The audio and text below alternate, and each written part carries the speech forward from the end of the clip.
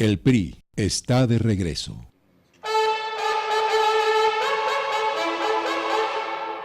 En el país de los desmemoriados, Enrique Peña Nieto es el nuevo presidente de México, elegido, para variar, entre protestas.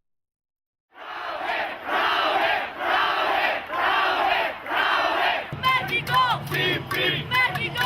¡Sin PRI! ¡México! ¡Sin PRI! ¡México! ¡Sin PRI!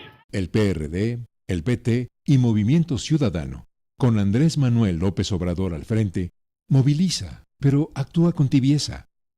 Que se respete la voluntad popular, que se haga valer la democracia, la voluntad del pueblo de México. Mientras el movimiento Yo Soy 132 se desvanece, sin programa ni organización.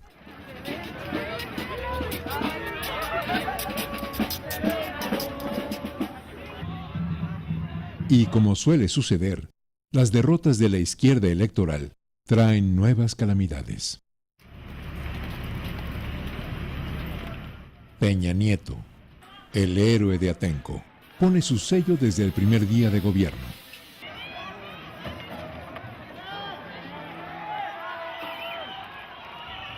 Provocación y autoritarismo. Los maromeros de la política ya están aquí. Nos mueve un gran compromiso, el compromiso más grande que jamás hayamos hecho. Mover a todo un país, mover a México.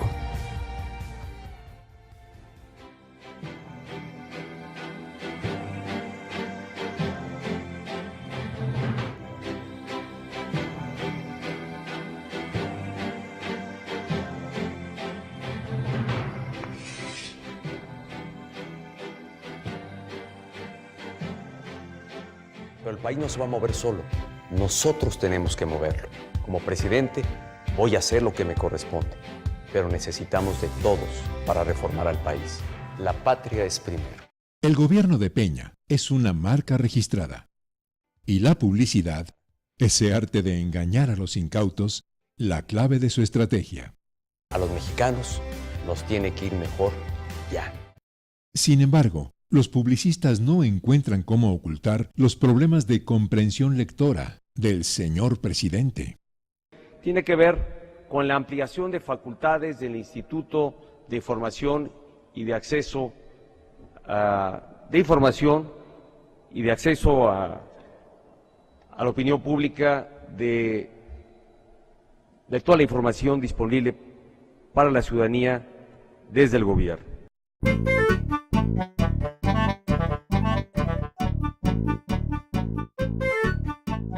El sexenio es un reality show y el apuntador digital una herramienta indispensable para el joven mandatario. El pacto no es solo de las fuerzas políticas. Deseamos todos que sea el pacto de todo México. Apenas iniciado su mandato, Peña Nieto consigue el apoyo del PRD y del PAN para sacar adelante las llamadas reformas estructurales. Celebro que los presidentes de los partidos Acción Nacional, Revolucionario Institucional y de la Revolución Democrática se hayan reunido el pasado jueves para reiterar su compromiso de impulsar un gran acuerdo nacional. Es el 2 de diciembre de 2012, la firma del Pacto por México. Gustavo Madero y Jesús Zambrano se entregan al PRI y gestionan un conjunto de cambios a la Constitución presentados como el remedio a todos los males nacionales. El Pacto por México es un pacto interoligárquico. Es un pacto de las oligarquías locales y de los capitales transnacionales de base extranjera. Es un pacto de la burguesía imperial, donde particularmente la jefatura la llevan los Estados Unidos. Es un pacto que formalmente promueve Peña Nieto a nombre de todos estos intereses, en los que también se concluye la reconfiguración política de nuestro país. Esto tiene mucho que ver con la transformación del régimen. Teníamos un régimen de partido de Estado, Hoy tenemos un régimen de partidos del Estado. Acción Nacional y el PRD profundizan su bien ganado descrédito. Mientras en el Congreso de la Unión, sus legisladores y los tricolores aprueban una reforma laboral y otra educativa, que también es laboral contra los maestros, aunque prometa un futuro mejor. Con la reforma educativa participan todos los estados en la elaboración de los planes de estudio, con la que todos nuestros niños tienen derecho a un mejor futuro. Ese es un proyecto de despido de los trabajadores, no es un proyecto de calidad, porque lejos de ayudarnos en la calidad educativa, lo único que pretenden es hacerle ver al pueblo que con esto van a haber maestros mejores y que más adelante tendrán que pagar por esos maestros mejores. Educación gratuita, lo que el pueblo necesita. Educación después, al hijo del burgués. El magisterio disidente se moviliza con intensidad y frena temporalmente la reforma educativa. Entre tanto, la televisión, la constructora del consenso, hace su chamba. Estas son las fuentes de energía de México y todas son nuestras. Por eso hoy le decimos no a la privatización y sí a la reforma energética. La televisión nos trata de convencer a los mexicanos de la conveniencia de malbaratar el petróleo. Hace 75 años, precisamente en este salón del Palacio Nacional, el presidente Lázaro Cárdenas llevó a cabo la expropiación petrolera. Les informo que la reforma que hoy he enviado al Senado retoma palabra por palabra el texto del artículo 27 constitucional del presidente Cárdenas. El gobierno de Peña cree que lo que se publicita ya está hecho, es decir, con publicitarlo y con dar golpes de imagen ya la realidad se transforma.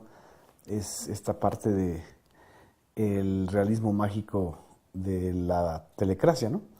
Entonces, el gobierno ha estado insistiendo en evadir o no problematizar y siempre estar constantemente en una autopromoción que sería válida si hubiera cosas concretas en donde los ciudadanos estuvieran reflejados o se sintieran reflejados, pero lo que vemos es una constante campaña de mentiras, de medias verdades.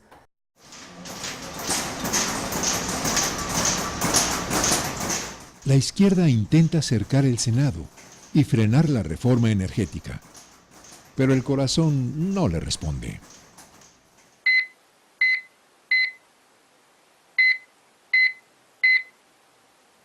López Obrador está en el hospital, víctima de un infarto. Mientras tanto, en el búnker de reforma, el PRI, el PAN y sus satélites aplican una mayoría automática y privatizan el petróleo entre malabares semánticos. No se está hablando de privatizar. Ni Pemex ni CFE se privatizan. Porque ninguna parte del dictamen dice privatización. No obstante, en el Senado de la República, de vez en cuando se escuchan proposiciones razonables. Ustedes que quieren privatizar y están con este ánimo de los tiempos nuevos, pues vayan, privaticen los sueños, privaticen la ley, privaticen la justicia. Pero si quieren realmente que haya una privatización a fondo, vayan y privaticen a la puta madre que les parió. Y eso sería mucho mejor que lo hicieran, porque al menos esa es suya. Esta patria no les pertenece, porque no se la merecen. Y no me vengan aquí a persinarse. ¡Qué insultos en esta tribuna! ¡Insultos! ¡Patadas, puñaladas! Lo que le están dando a México. ¡No tienen vergüenza! La mayoría privatizadora finge demencia. Entre tanto, otro senador de oposición nos explica la situación jurídica del señor Peña.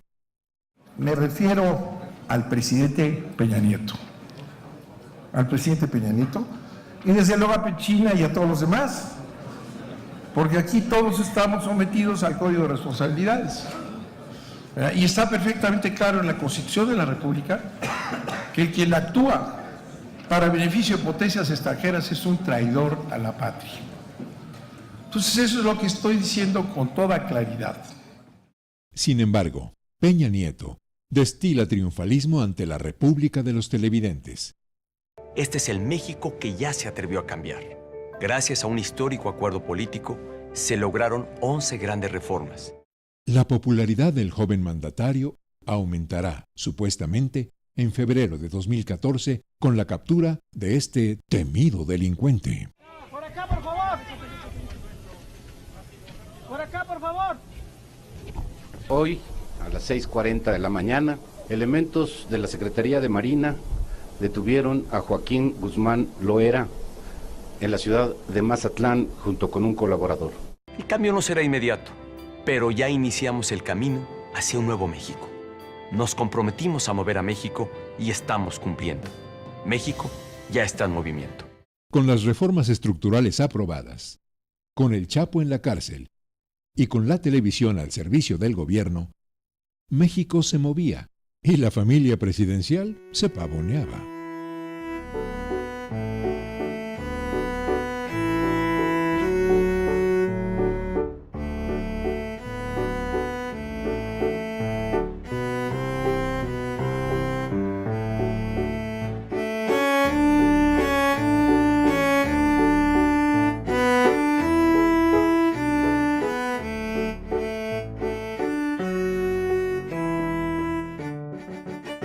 Junio de 2014. La primera dama y su hija, Sofía Castro, posaban para la revista Marie Claire.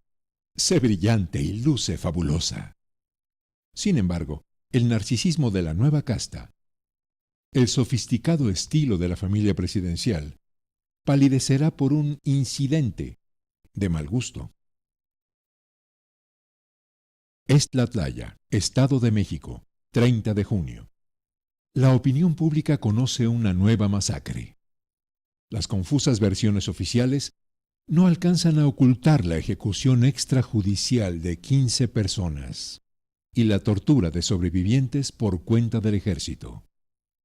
El caso Tlatlaya marca el inicio de la pesadilla de Peña y su gabinete. Los más grandes medios de comunicación solo abordaron el tema Tlatlaya hasta que en Estados Unidos se volvió un escándalo.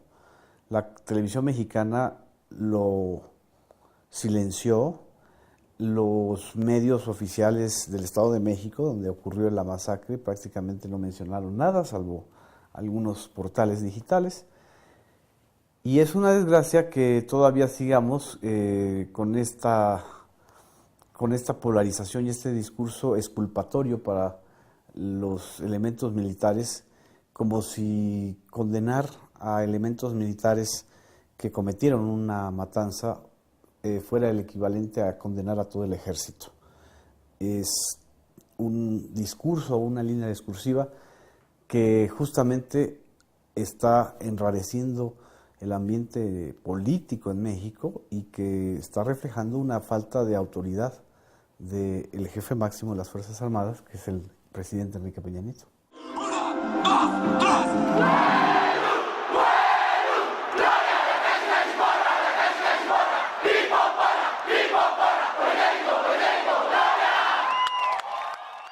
Es el martes 30 de septiembre de 2014. Los estudiantes del Instituto Politécnico Nacional se movilizan súbitamente en contra de un proyecto de reglamento interno. La institución, largamente mantenida bajo riguroso control gubernamental, al fin se moviliza.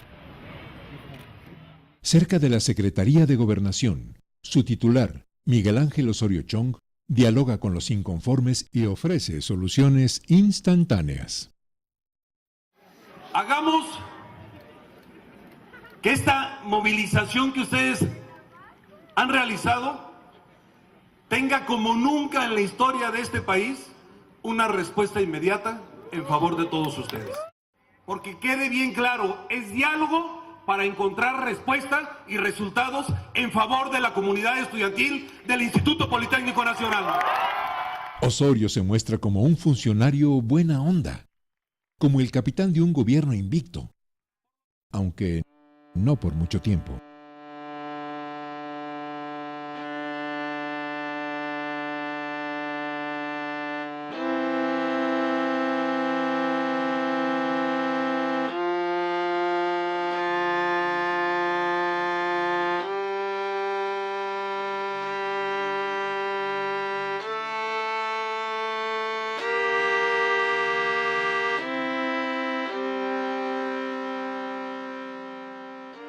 Estos rostros y la historia que se oculta detrás de ellos perseguirán para siempre a Enrique Peña y a su equipo.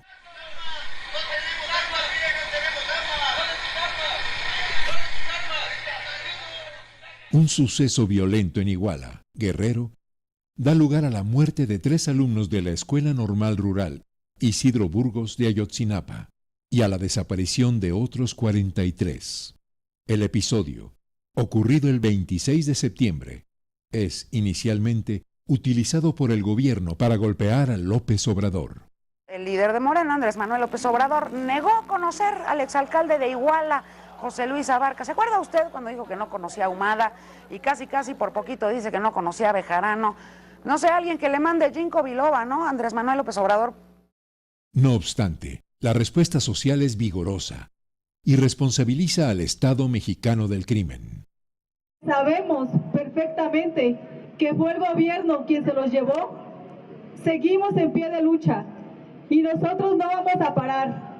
Vamos a seguir luchando y manifestándonos hasta que este maldito gobierno nos entregue a nuestros hijos. Nosotros le decimos desde aquí a Enrique Peña Nieto que no nos vamos a cansar y le vamos a dar guerra, porque no vamos a descansar hasta encontrar a nuestros hijos.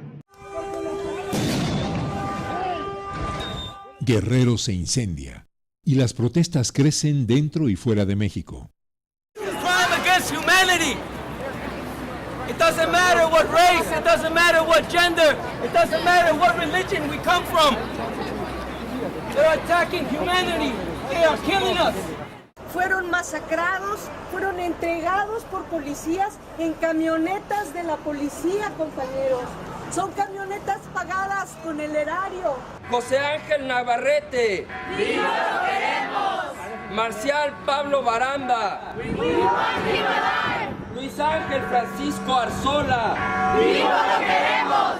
Jorge Antonio Tizapa. ¡Presente! Mario Torreblanca Flores. ¡Presente! Daniel Ramírez. ¡Presente! Antonio Santana. ¡Presente! Durante una de las protestas, el 9 de octubre, un grupo repudia a Cuauhtémoc Cárdenas durante una marcha en la Ciudad de México.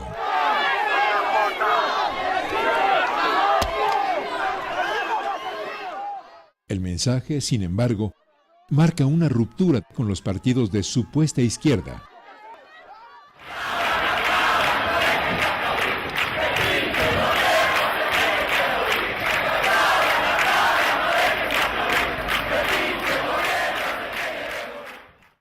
Las movilizaciones son pacíficas, pero la violenta presencia de autodenominados anarquistas empaña las protestas y abre las puertas de la represión.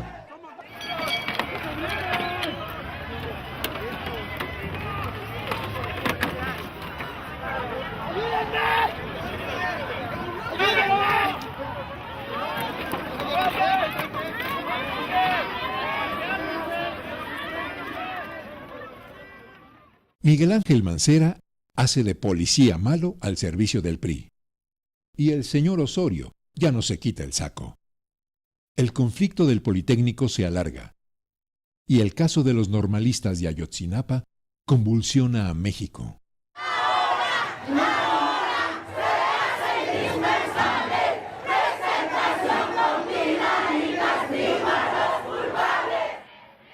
Peña Nieto y su equipo ya tienen su propio 68. Sin embargo, el glamour no se pierde.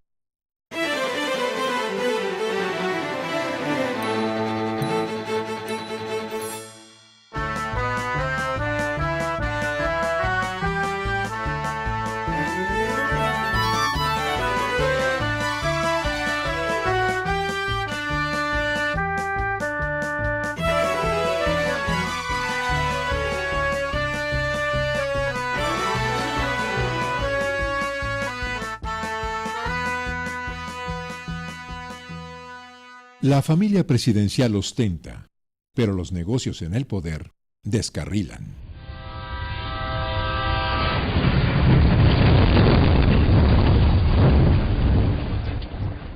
La licitación del tren que correría de México a Querétaro fracasa con muchos intereses a bordo. El negocio multimillonario pone al descubierto la llamada Casa Blanca, el 6 de noviembre de 2014.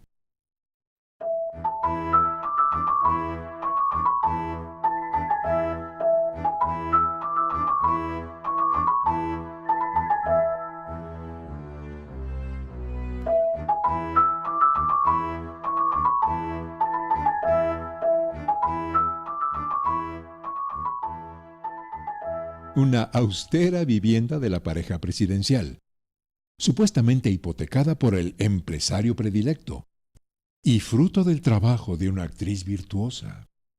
Ante todas las acusaciones que han puesto en duda mi honorabilidad, yo quiero dejar muy claro ante todos ustedes, los mexicanos, que yo no tengo nada que esconder, que yo he trabajado toda mi vida y que gracias a eso soy una mujer independiente, que he sido capaz de construir un patrimonio con honestidad y con todo mi trabajo. Después de regañar a los mexicanos por dudar de ella, la señora Angélica Rivera explica el galimatías hipotecario que rodea la propiedad. El total del precio de la compraventa fue de 54 millones de pesos a un plazo de 8 años, con un interés del 9%. Al día de hoy, he pagado un total de 14.343.555 pesos, monto que equivale casi a un 30% del total del precio pactado. Así, les demuestro que tengo la capacidad económica y recursos propios que me han permitido construir un patrimonio para mí y para mis hijas. El nombre del empresario, Juan Armando Hinojosa, contratista predilecto del gobierno a través del Grupo IGA, está detrás de la mansión presidencial y también de esta. He aquí la residencia del secretario de Hacienda, don Luis Videgaray, en Malinalco, Estado de México. 7 millones de pesitos, nada más. ¿Y qué tal esta otra? Propiedad de don Enrique Peña, situada en Ixtapan de la Sal, Estado de México, que le compró a otro prominente contratista del gobierno mexiquense en 2005. Todos los mexicanos, digamos, tenían idea de que el gobierno o el retorno del PRI al gobierno federal, pues venía con un pleito por el botín, el gran botín que es la riqueza natural de México, los contratos de infraestructura, etc. El caso Ayotzinapa se mezcla en la secuencia histórica de esta debacle de Peña con la revelación de la propiedad de la Casa Blanca, que no pasa desapercibida a nivel internacional porque el intermediario de la compra y venta aparente de esa casa, pues es un constructor consentido del gobierno de Peña desde el Estado de México y que estaba además como uno de los licitantes del tren ligero México-Querétaro. Los nuevos gobernantes son exhibidos en su pasión por los bienes inmuebles. La corrupción, esa vieja acompañante del PRI, ocupa un papel estelar en la telenovela del poder. Un culebrón que aún nos depara nuevos capítulos.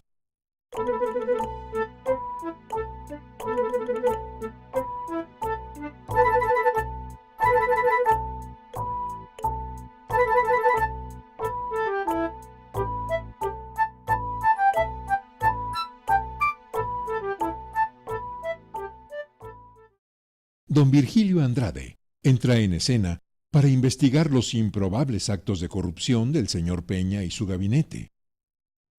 En estos momentos estoy consciente de que la sociedad y la ciudadanía demanda